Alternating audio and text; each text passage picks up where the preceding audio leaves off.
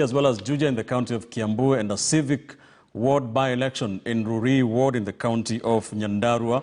Tallying has been ongoing. There has been an incident at Juja, the tallying center, where tallying was suspended for a few minutes. But let's start in the county of Nyandarua, where Ibrahim Karanja is in Ruri ward. Ibrahim, many thanks for burning the midnight oil for us. What do we know?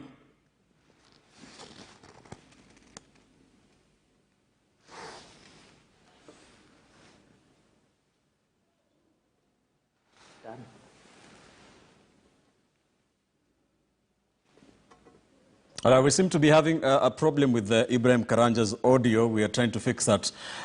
We shall be getting back to him in a short while for him to tell us what is happening there, the tallying, how the tallying is ongoing. We were of the opinion, we did understand that the UDA candidate was leading, that is an hour ago. I believe we have Ibrahim Karanja back. Ibrahim, what's the latest there? Yes, Ben, I can hear you. Yes, what we can actually report at this particular hour is that it's only a matter of hours before the IEBC officially closes this particular race. What we have seen so far is that out of the 26 polling stations from this particular ward, 24 have already reported, so only 2 left.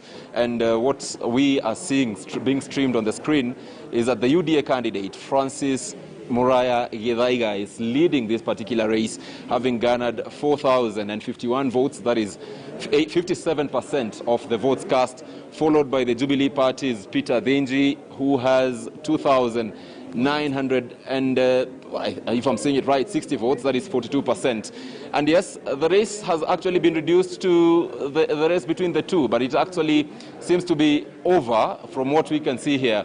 Because if what we are seeing on the screen is that the total votes cast right now is 7,108, yet the records for the voter turnout was 7,530, so it would mean less than 400 votes to go before this particular race is done and dusted. And yes, what we have seen at the tallying center is that leaders allied to the UDA candidate, including the UDA candidate himself, are present, and the leaders are led, of course, by Nyandarua Woman Representative Faith Gitau, Naivasha Member of Parliament Jane Kihara.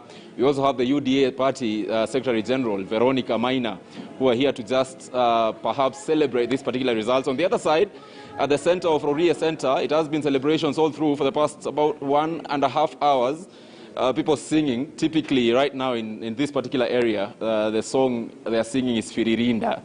But yes, that is what is happening in this particular region. Once the results are over, we shall be letting our viewers know. But so far, so good. The Ruri Award by-elections are sort of over. We're only waiting for the IEBC, the returning officer, Agnes Murioki, to actually just confirm this particular race as done and dusted. Ben. Thank you, Ibrahim. Do not go anywhere. We shall be coming to you for the very latest. You say only 2 polling stations to go out of 26, so more or less it is done and dusted there. Francis Muraya, the UDA candidate, with a very big lead there. People there waiting for the Independent Electoral and Boundaries Commission to make the official announcements there. Of course, Kileweke and Tangatanga politics coming to the fore. Let's go to the county of Kisii now, to Bonchari, where we have seen a kind of a 3-horse race between UDA, ODM, and Jubilee. Our Kevin Ogutu is there. Kevin, what is the latest so far? How far along is the tallying? Are we closer to knowing who the next member of parliament for Bonchari will be? Well, one thing that is for sure is that it has remained a 3-horse race, as you mentioned. That is between Jubilee, ODM, and UDA candidates. I remember we have a record 13 candidates in the Bonchari by-election, and the results have been trickling in and being displayed on the screen. I would just like us to shift our attention to the latest from the screen. And from what we have right now, Ben, is that ODM candidate Oimeke Robert Pavel is leading so far with 26 polling stations out of 103 that have reported, and is leading with 1,860 votes. That's about 31%. They're being followed rather very closely by Oro Teresa Bitutu with 1,794 votes, representing 30% of the votes that have been cast so far in favor of the various candidates, the 13 of them in total. And at number 3, we have Opore Zebedeo John with 1,556 votes out of the 26 polling stations that have reported. And this is representing 26%. Of course, the list is pretty long. If time will allow us, then we can go down. After Zebedeo Opore, we have Onkendi Ondieki Jonah with 276 votes. We have Oyugi David Ogega with 205 votes, all the way to the number 13, Matagaro Paul Mongiti with 2 votes. So, Ben, with regards to how long we are going to take here, this is a question that, of course, we don't have a particular answer to that because with the 26 polling stations that have reported out of 103, that means that we are left with about 76 or thereabout polling stations. And now that we are at about 11 p.m., this means that we will be able to drag a bit up to a better part of midnight or dawn, so to speak. But of course, we are here very keenly following that. Of course, it is clear that the voting exercise ended at 5 o'clock. From what we've seen outside here, we are already seeing the various presiding officers from the various polling stations are lining up already with the ballot boxes, ready to come in here together with the form 35B so that they can present the physical results to the returning officer here and the deputy returning officer right here at Suneka at the CDF Hall, which is the gazetted tallying center for these particular by-elections. So that is the match that we have here. Of course, the results are continuing to trickle in, and of course we will keep our viewers posted on who will emerge. For now, we have ODM candidate at the top, but that is not guaranteed. We have to wait until maybe the last result, the result from the last polling station is counted because we don't know what is there in the over 70 polling stations that are yet to display the results right here. Back to you in studio, Ben. Thank you, Kevin. Kevin Ogutu there, live from Suneka in Kisii, that is Bonchari, of course, the constituency tallying center, neck and neck between the 3 top candidates there, but still very early days, only 26 or so % of the polling stations so far tallied. We shall be here for a while. Let's now go to Juja constituency, where Emmanuel Toh has been burning the midnight oil for us as well. We have Emmanuel on phone for us. Emmanuel, thank you for staying vigilant for us there.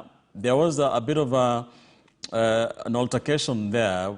Can you tell us what's happening now? Are we back? Are the IEBC officials back to tallying? Well, thank you very much, Ben. There's some sort of calm and sanity that has returned inside this hall, and some of the officials who had been asked to leave this building have been readmitted and clearly checked before they were accepted in again for the next phase of this process that was suspended for a few minutes.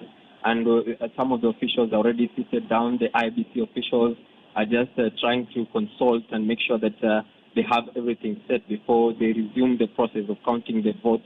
Before that altercation came in, we had the candidate with the People's Empowerment Party, George Koimburi, leading by some sort of margin because he had about 800 votes, and the closest contender in that race, Susan Ape, as of now, had about 400 votes. So I think that is one of the main reasons that had emotions running high here. And because, as you had said, it's also going to be a very dicey issue because you also remember that Moses Kuria is one of the members of the Jubilee Party, but he has fielded a candidate here. And also to speak about that also is that this is some sort of President Uhuru Kenyatta's backyard. And if the election is going to go the other way, or Gatondo South MPs, Moses Kuria sway, then it's going to be really a big wake-up call in this process. And we haven't seen Moses Kuria and the candidates and also some of the MPs from Tanga Tanga who had accompanied him here come in, but we actually seen the governor of this county, James Nyoro, Dr. James Nyoro, making sure coming in just to take his place before this tallying process continues. Remember that we are at 16 polling stations out of the 184 spread across this constituency, and that means that we might be here until early tomorrow morning to get the results as to who is going to be the member of parliament representing the members or the Juja constituency in the National Assembly. Over to you, Ben. All right, thank you so much, Emmanuel. Emmanuel Toh there for us at the tallying center of in Juja constituency. I understand that is Mangu High School. With the latest things back to normal, still early days in terms of tallying of the votes. The votes streaming in painfully slowly. The same thing happening in Bonchari, the two parliamentary by-elections.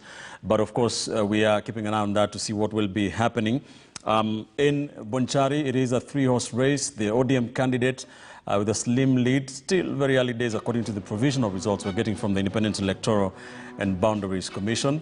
In Rori Ward, in the county of Nyandarua, the IEBC are almost done with that process there. The UDA candidate, Francis Muraya, with what looks like an unassailable lead there.